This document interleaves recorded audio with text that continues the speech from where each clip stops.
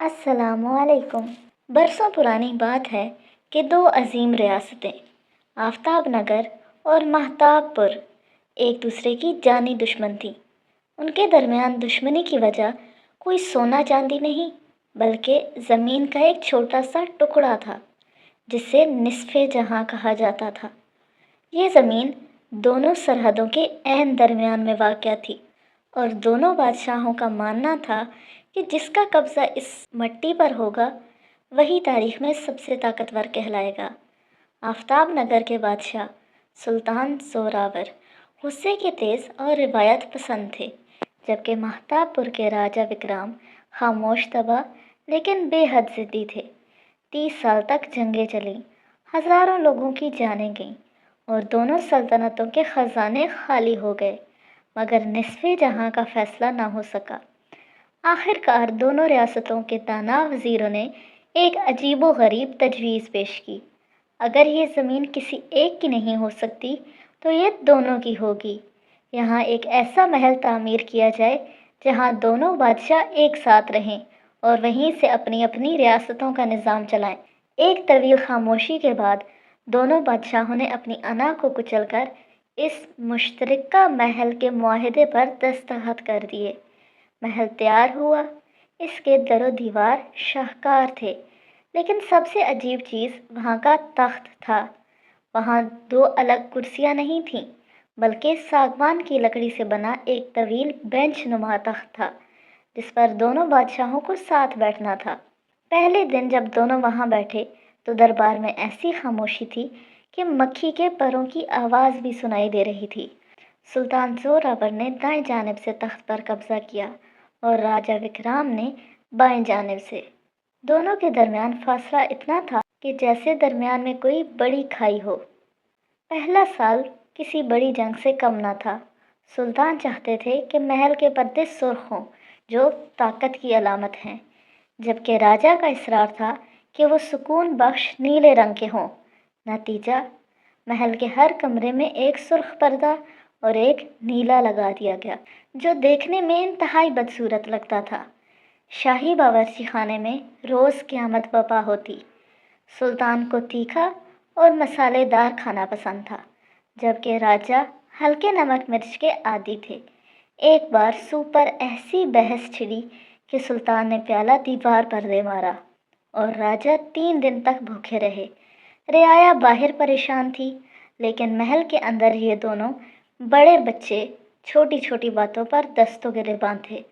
ایک سرد شام جب دونوں بادشاہ تخت کے اپنے اپنے کونوں پر بیٹھے ایک دوسرے کی طرف پیٹھ کیے ہوئے تھے، محل کے باہر سے شور سنائی دیا۔ وہ دونوں بیلکنی میں آئے۔ نیچے لوگوں کا ہجوم تھا۔ آفتاب نگر کے کسان اور مہتاب پور کے تاجر آپس میں گتھم گتھا تھے۔ ایک بوڑھا آدمی چیخ رہا تھا، اگر ہمارے بادشاہ اوپر بیٹھ کر یہ فیصلہ نہیں کر سکتے کہ سوپ میں کتنا نمک ہونا چاہیے تو وہ ہمارے کھیتوں میں پانی کی تقسیم کا فیصلہ کیسے کریں گے؟ ہم بھوکے مر رہے ہیں کیونکہ دونوں طرف کے افسران الجھن میں ہیں کہ کس کا حکم مانیں۔ ایک چھوٹی بچی نے معصومیت سے پوچھا، ابا، کیا یہ محل امن کے لیے بنا تھا یا صرف جھگڑوں کا نیا پتہ ہے؟ ان الفاظ نے سلطان اور راجہ کے دل پر گہرا اثر کیا۔ انہیں احساس ہوا کہ ان کی ذاتی انا اور چھوٹی چھوٹی ضد کی قیمت ان کی عوام چکا رہی تھی۔ وہ اس صنف جہاں کے چکر میں اپنا پورا جہان کھو رہے تھے۔ اگلی صبح راجہ وکرام جب تخت پر پہنچے تو انہوں نے دیکھا کہ سلطان وہاں پہلے سے موجود تھے اور ان کے سامنے ریاستوں کے نقشے پھیلے ہوئے تھے۔ سلطان نے سر اٹھائے بغیر کہا، راجہ صاحب، پردے چاہے کسی بھی رنگ کے ہوں، ان کے پیچھے کھڑے کسانوں کا پیٹ نہیں بھرتا۔ آئیے آج پردوں پر نہیں پانی پر بات کرتے ہیں۔ راجہ وکرام مسکرائے اور اپنی جگہ سے تھوڑا سرک کر سلطان کے قریب بیٹھ گئے۔ انہوں نے پہلی بار اعتراف کیا، سلطان، مجھے آپ کا مسالے دار سوپ پسند نہیں، لیکن مجھے آپ کی فوج کی نظم و ضبط کی مہارت پسند ہے۔ اگر ہم اپنی اپنی خوبیوں کو جوڑ دیں تو ہمارے لوگوں کو کبھی بھوکا نہیں سونا پڑے گا۔ اس دن کے بعد سے محل کی فضا بدل گئی۔ انہوں نے یہ سمجھ لیا کہ امن کا مطلب ایک دوسرے جیسا بننا نہیں ہے بلکہ ایک دوسرے کے فرق کو قبول کر کے ایک ساتھ آگے بڑھنا ہے۔ سال گزرتے گئے، اب وہ بینچ صرف ایک تخت نہیں تھا، بلکہ سلطان اور راجا کی دوستی کا ضامن بن چکا تھا۔ وہ اب بھی بحث کرتے تھے، لیکن اب بحث میری جیت کے لیے نہیں بلکہ عوام کی بھلائی کے لیے ہوتی تھی۔ محل کے پردے اب ایسے کپڑے کے بنے تھے جس میں سرخ اور نیلے دھاگے ایک ساتھ بنے ہوئے تھے، جو دور سے دیکھنے پر ایک نیا اور خوبصورت رنگ پیش کرتے تھے۔ تو پیارے بچوں، آج کی کہانی سے ہم نے کیا سیکھا؟ آج کی کہانی سے ہم نے یہ سیکھا کہ ضد اور انا ہمیشہ نقصان پہنچاتی ہے۔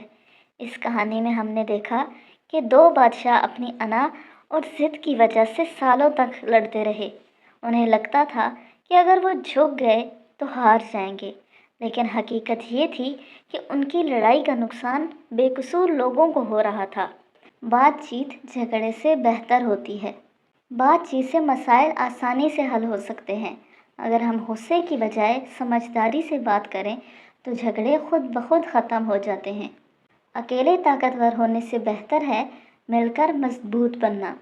ہر انسان مختلف ہوتا ہے، سب کی سوچ ایک جیسی نہیں ہوتی، لیکن اختلاف کے ساتھ بھی دوستی اور تعاون ممکن ہے۔